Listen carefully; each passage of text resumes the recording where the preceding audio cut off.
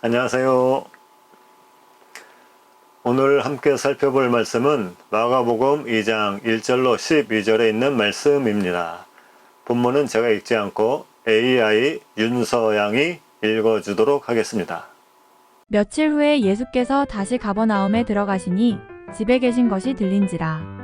많은 사람이 모여서 문 앞까지도 들어설 자리가 없게 되었는데 예수께서 그들에게 도를 말씀하시더니 사람들이 한 중풍병자를 4사람에게 메어 가지고 예수께로 올세 무리를 인하여 예수께 데려갈 수 없으므로 그 계신 곳에 지붕을 뜯어 구멍을 내고 중풍병자가 누운 상을 달아내리니 예수께서 저희 믿음을 보시고 중풍병자에게 이르시되 소자야 내 죄 사함을 받았느니라 하시니 어떤 서기관들이 거기 앉아서 마음에 의논하기를 이 사람이 어찌 이렇게 말하는가 참남하도다.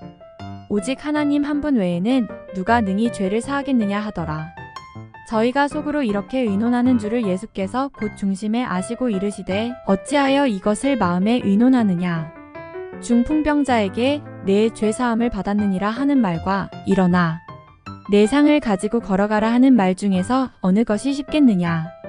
그러나 인자가 땅에서 죄를 사하는 권세가 있는 줄을 너희로 알게 하려 하노라 하시고 중풍병자에게 말씀하시되 내가 내게 이르노니 일어나 내 상을 가지고 집으로 가라 하시니 그가 일어나 곧 상을 가지고 모든 사람 앞에서 나가거늘 저희가 다 놀라 영광을 하나님께 돌리며 가로되 우리가 이런 일을 도무지 보지 못하였다 하더라.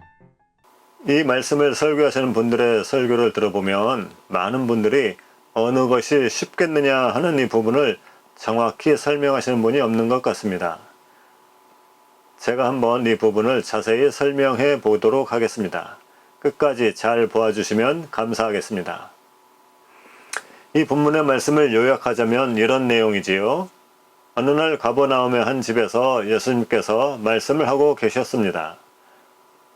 그때 빈자리가 없을 만큼 많은 사람이 모여들었고 갑자기 지붕이 뚫리면서 중풍병자가 실려있는 침상에 내려오고 그 병자는 고침을 받고 가족에게로 돌아갔다라고 하는 해피엔딩의 이야기입니다. 이런 해피엔딩을 보면 정말 가슴이 따뜻해지는데요. 지붕이 뚫린 이 집은 베드로의 집이었다고 합니다. 성격 급한 베드로가 이 엄청난 사건 앞에서 어떤 모습을, 어떤 반응을 보였을지 무척이나 궁금해지기도 합니다. 먼저 이 본문의 키워드를 알아볼까요? 본문을 이해하고 풀어나가는데 가장 핵심적인 단어가 어떤 단어일까요? 궁금하시죠? 그 단어는 바로 아시고입니다. 아시고. 이 사건은 공관복음에 모두 나와 있는데요. 마가복음 2장 8절에 또 예수께서 곧 중심에 아시고 누가복음 5장 22절에는 예수께서 그 의논을 아시고 마태복음 9장 4절에는 예수께서 그 생각을 아시고 이렇게 예수님께서 아셨다라고 하는 말이 나옵니다. 예수님은 과연 무엇을 아시고 계셨던 것일까요? 오늘의 본문인 마가복음 2장 6절 또 7, 8절과 마태복음 9장 3절과 4절 또 누가복음 5장 21절 22절을 보면 바리새인들과 서기관들의 생각과 그들이 마음으로 의논하는 것을 아셨다라고 말합니다. 그럼 그들은 무슨 생각을 하고 무엇을 의논했을까요? 본문을 자세히 보면 그들은 서로 말을 주고받지는 않았지만 피차 얼굴을 들여다보면서 각자가 같은 생각을 하고 있다는 것을 서로가 알아차렸습니다. 그들은 서로 이런 생각을 하고 있었죠. 이 참남한 말을 하는 자가 누구냐? 오직 하나님 한 분 외에는 누가 능히 죄를 사할 수 있겠느냐? 이 예수를 사형에 처할 만한 죄를 우리가 발견했다라고 그들은 생각했고 서로 눈빛으로 서로의 생각을 나누었던 것이었습니다. 한마디로 마음이 서로 통했던 것이지요.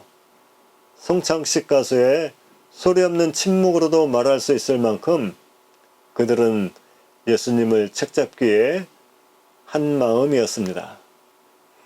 여러분, 바리새인과 서기관들이 서로 마음으로 생각을 나누는 것을 예수님께서 마가복음 2장 8절을 보면 중심에 아셨다라고 말합니다. 예수께서 곧 중심에 아시고 라는 이 말씀을 많은 분들이 간과하고 있습니다. 여기 중심에 라는 말은 헬라어 원어로 보면 푸뉴마라는 단어인데요. 이 말의 뜻은 바람, 호흡, 생명, 영, 성령을 뜻합니다. 바로 영, 성령을 통하여 아셨다라고 말씀하고 계시는 것입니다. 영으로 서기관들과 바리새인들의 마음을 아신 예수님께서 왜 내가 말한 것을 가지고 서로 마음에 의논하느냐라고 말씀하셨던 것입니다. 예수님을 고소할 구실을 찾기 위해 정탐꾼으로 그곳에 와 있던 이들은 정말 얼마나 놀랐을까요? 이 예수가 자신들의 속마음을 다 알고 있다는 사실에 그들은 정말 두렵기도 했을 것입니다. 그러나 생명의 영이 그곳에 모인 많은 사람들을 감싸고 있었지만 그 신성의 임재를 식별할 수 있는 사람은 아무도 없었습니다. 바리새인과 서기관들이 서로 마음으로 의논하는 것을 아셨던 예수님께서 침상에 실려 지붕을 뚫고 내려온 이 중풍병자의 마음은 알았을까요? 몰랐을까요? 당연히 알았을 것입니다. 그럼 알았다면 중풍병자의 마음은 어떤 마음이었을까요? 이 중풍병자의 마음을 아는 것이 오늘 본문을 올바로 이해하는 키워드가 되는 것입니다. 이 사건의 전말을 한번 깊이 묵상하며 알아볼까요? 이 중풍병자에겐 네 친구가 있었습니다. 정말 좋은 친구들이지요. 아마도 이 친구들 덕분에 그는 살았을지도 모를 일입니다. 이 친구들은 예수님의 소식을 많이 듣고 있었습니다. 갈릴리 해변에서 예수님께서 제자들을 불렀다는 이야기, 회당에서 귀신 들린 사람을 고쳤다는 이야기, 열병으로 누워있는 베드로의 장모를 고친 이야기, 문둥병자에게 손을 대시고 고쳐주신 이야기들을 그들은 듣고 알고 있었습니다. 아마도 먼 발치에서 예수님의 모습을 한 번쯤이라도 보았을지도 모르겠습니다. 이러한 많은 이야기들을 들을 때마다 이 네 친구들은 중풍병에 걸려 고생하고 있는 그들의 한 친구를 떠올리며 그도 예수께 나아갈 수만 있다면 나을 수 있을 텐데, 예수께 나가기만 한다면 나을 수 있을 텐데 라고 그들은 생각했습니다. 그래서 그들은 중풍병으로 움직이지도 못하는 이 친구를 찾아갈 때마다 야, 너도 예수님께 나갈 수만 있다면 나을 수 있을 거야. 예수님께 나갈 수만 있다면 정말 이 병이 다 나을 수 있을 텐데, 그렇게 끊임없이 그 친구에게 말해주곤 했을 것입니다. 그리고 또 이 사실을 믿도록 격려해주고 그 친구에게 희망을 가질 수 있도록 계속해서 말을 해주곤 했을 것입니다. 그러나 이 중풍병자는 자신의 질병이 어떻게 그에게 이르러 왔는가를 생각할 때마다 그런 희망을 가질 수가 없었습니다. 왜냐하면 자신이 왜 이러한 병에 걸렸는지 그는 잘 알고 있었습니다. 그는 어떻게 병에 걸리게 되었을까요? 그의 질병은 예수님의 치료 방법을 보면은 죄악된 생활의 결과로 인해 이르러 온 것이 분명히 보입니다. 아마도 그는 스스로 생각하기를 나는 용서받을 수 없는 죄인이야. 내 병은 내가 잘 알아. 어떻게 하면 내 죄를 용서받을 수 있을까? 그렇게 그는 스스로를 자책하고 있었던 것입니다. 자책하고 있었을 것입니다. 그래서 양심의 가책 때문에 고통은 더욱더 심해졌고 이제는 정신적인 고통과 육체적인 고통에서 벗어나기를 바라고 또 그렇게 소원했습니다. 그러나 질병을 불러온 자신의 과거를 생각할 때마다 순결하신 의원 되시는 예수님 앞에 나갈 용기가 나지를 않았습니다. 용기를 가질 수가 없었습니다. 이렇게 머뭇거리는 사이에 그의 몸은 심하게 더욱더 부패되어 가고 있었고 다시는 건강하던 예전의 모습으로 돌아갈 수 있을 것이라는 희망을 가질 수 없는 그러한 상황이 되어가고 있었습니다. 이러한 자신의 육신을 보면서 이제는 그가 바라는 것은 육체의 회복보다는 죄짐에서 해방되는 것을 더욱 바라게 되었습니다. 이제 그는 더 이상 이렇게 시간을 낭비하며 지체할 수가 없었습니다. 예수님께 나아가고 싶었습니다. 그는 친구들에게 나를 좀 예수님께 데려다 달라고 요청했습니다. 이 요청을 받은 친구들은 정말 얼마나 기뻤을까요? 마침내 친구들에 의해 들것에 실려가면서 그는 생각했습니다. 만일 내가 예수님을 보고 용서와 하늘의 평강의 보증을 받을 수만 있다면 나는 하나님의 뜻을 따라 살든지 죽든지 만족할 수 있겠다고 그는 그렇게 스스로 생각했습니다. 그리고 예수님에 대해 그동안 들었던 소문들을 생각했습니다. 이러한 그의 생각을 예수님께서 아셨던 것입니다. 성경의 본문처럼 우여곡절 끝에 그는 예수님 앞에 있게 되었고 이러한 그의 생각과 마음을 아신 예수님께서 죄의 짐에서 벗어나기를 소망하던 그에게 죄사함의 복음을 선포하셨던 것입니다. 죄짐에 눌려있던 그가 그토록 듣기를 원했던 말씀, 바로 그 말씀을 하셨던 것이지요.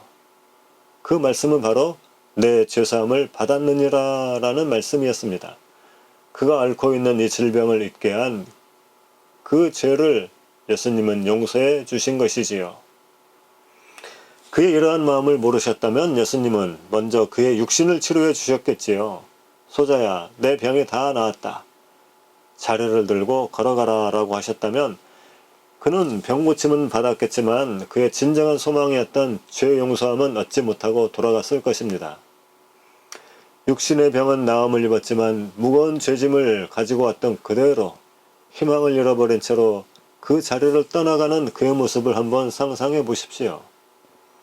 이렇게 그냥 돌아간다면 죄짐을 벗기 원했던 그의 소망은 어디에서도 이루지 못했을 것입니다.